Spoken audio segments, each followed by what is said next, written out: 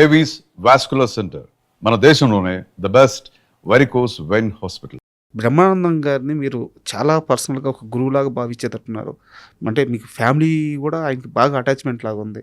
So Brahmanandam గారి దగ్గర నుంచి మీ ఎక్స్పీరియన్స్ ఏంటి? ఆయన నుంచి ఏమి నేర్చుకున్నారు మీరు? నేను ఒకటి నేర్చుకున్నానండి.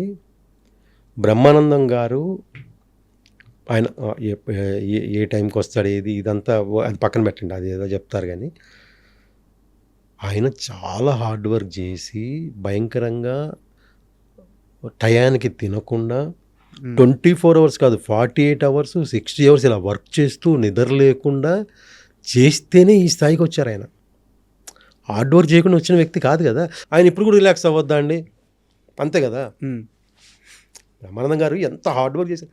తిండి తిప్పలు లేకుండా, టయానికి తినకుండా, బిజీగా ఉన్నప్పుడు నిద్ర లేకుండా, డే అండ్ నైట్లు అవుట్డోర్లు తిరిగి జర్నీలు చేసి ఎంత హార్డ్ వర్క్ చేశారు, ఈ స్థాయికి వచ్చారు. ఇప్పుడైనా రిలాక్స్ అవ్వాలి కదా. అందుకే ఇప్పుడు రిలాక్స్ అవుతున్నారు, హ్యాపీ. నేను ఆయన దగ్గర చూసి నేర్చుకునేది హార్డ్ వర్క్ అండి. ఆయన ఆ టైంలో చేసిన హార్డ్ వర్క్ చూసాను, నేను అది ఇన్స్పిరేషన్ తీసుకుంటా.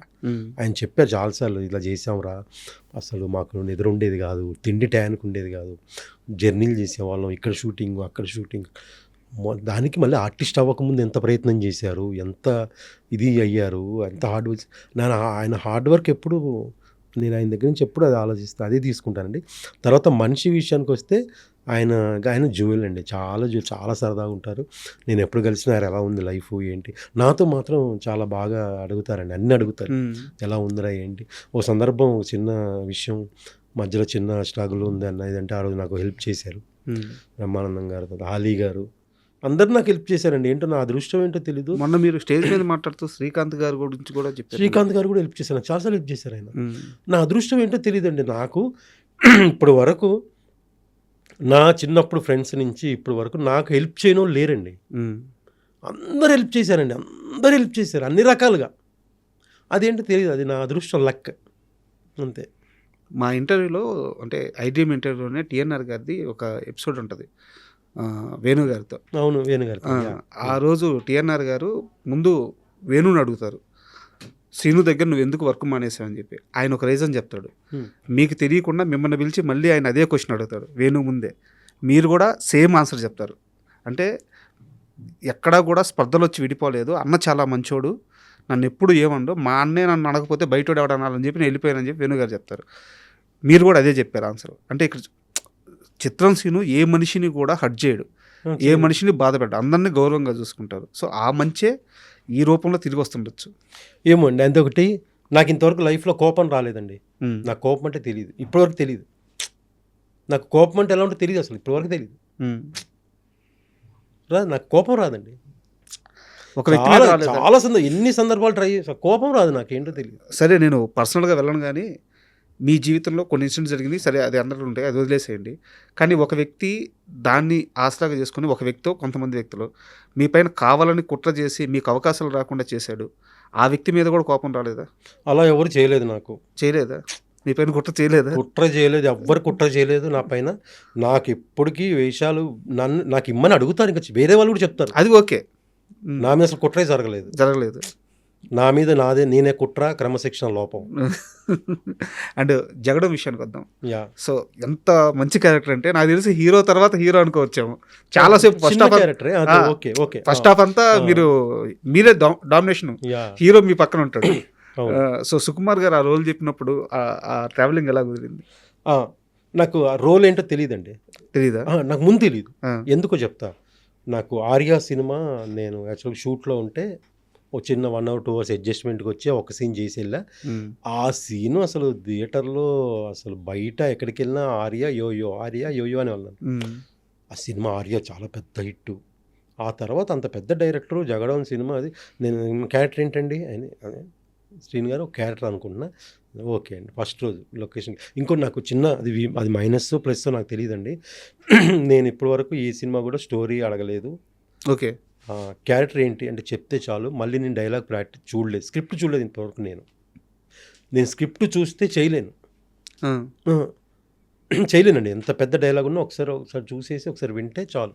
నేను ప్రిపేర్ అయిపోయి నాకు ఎవరైనా పీడిఎఫ్ పంపిస్తాను ముందు, ఇప్పుడు పీడిఎఫ్ కదా, నువ్వు ఫోన్ చేసి అసిస్టెంట్ సార్ రేపు సీన్ పీడిఎఫ్ పంపిస్తా ప్లీజ్ నాకు పంపించొద్దంట. పంపిస్తే నేను ఓపెన్ చేసి చూస్తానేమో, వద్దు నేను అందులో అంటే ఆర్టిఫిషియల్ అయిపోద్దేమో నాకని, నేను ముందే ప్రిపేర్ అవ్వద్దు. అక్కడికి వెళ్ళినప్పుడు చాలా బలమైన డైలాగులు ఎక్కువ నేను అప్పటికప్పుడు ప్రాక్టీస్ చేసుకుంటాను, అప్పటి వరకు చెప్పేస్తాను. కానీ ఓకే, ఆసక్తి ఉంది. ఉంది, ఎందుకంటే నేను ముందే ఊహించుకొని నేనేంటి సీరియస్సా అంటే ఈరోజు నుంచే నువ్వు సీరియస్ అంటే ఇలా ఉండాలి అది ఇంతెందుకు, అది స్పాట్లో ఆ క్యారెక్టర్ చెప్పగానే ఆ క్యారెక్టర్ ఇలా ఉంటుందని బిహేవ్ చేస్తే సరిపోద్ది కదా. నా ఫీలింగ్ అది నా ఫీలింగ్. ఓకే, ఇప్పటివరకు ఎప్పుడు నేను సీన్లు చదువుకోలేదు, డైలాగులు చదువుకో తిట్టాను. నన్ను శ్రీనివాస్ రెడ్డి సునీల్ గారిని తిట్టేవాళ్ళే డైలాగ్ చదువురా అనేవాళ్ళు. వద్దు నా క్యారెక్టర్ నాకు తెలుసు అనేవాడిని. ఆ డైలాగ్ ఏంటి, నా డైలాగ్ ఓకే రెడీ అనేవాడిని.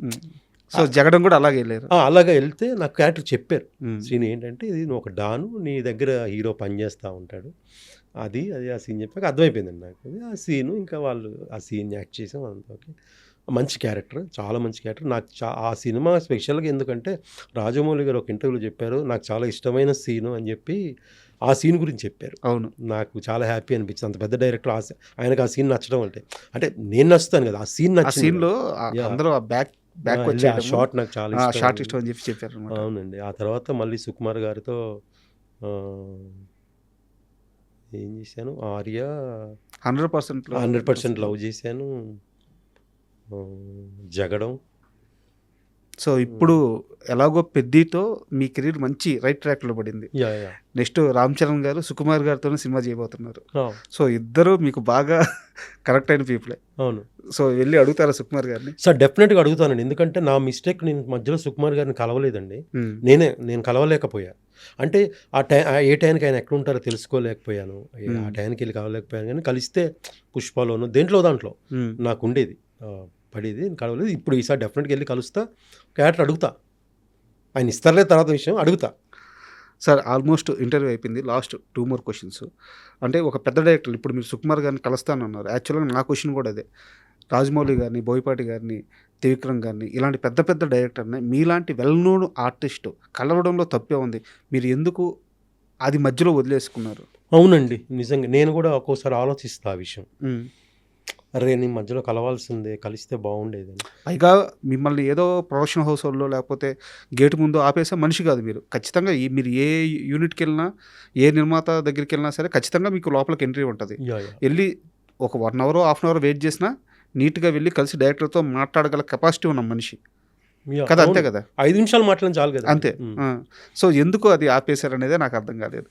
అంటే నేను కలుస్తున్నాను కానీ కొంచెం మెయిన్ త్రివిక్రమ్ గారిని కలవలేదండి నిజంగా. నేను మధ్యలో ఒక్కసారి ఏదో కలిశాను, మధ్యలో ఒక సినిమా, అప్పుడు ఆయన అన్నారు బాగానే ఫిట్ ఉన్నారండి మీరు, అది అన్నారు. అన్నాను సరే ఏదైనా ఉంటే చూడండి అంటే డెఫినెట్గా అన్నారు. ఆ సినిమాలో ఏం లేవులేండి, ఒక సినిమా నేను కలిసింది కూడా చాలా సంవత్సరాల క్రితం. తర్వాత సుకుమార్ గారిని కలవలేదండి మధ్యలో నిజంగా. నేను అసలు ఇంతవరకు రాజమౌళి గారిని ఇంతవరకు వెళ్ళి నేను వేషం గురించి కలవలేదు. కలవాలండి, ఆర్టిస్ట్ కలిస్తే వాళ్ళకి ఒక ఐడియా వస్తుంది. కరెక్ట్. ఉన్నాడు వీడికి ఒక క్యారెక్టర్ సరిపోద్ది అని ఒక ఐడియా వస్తుంది.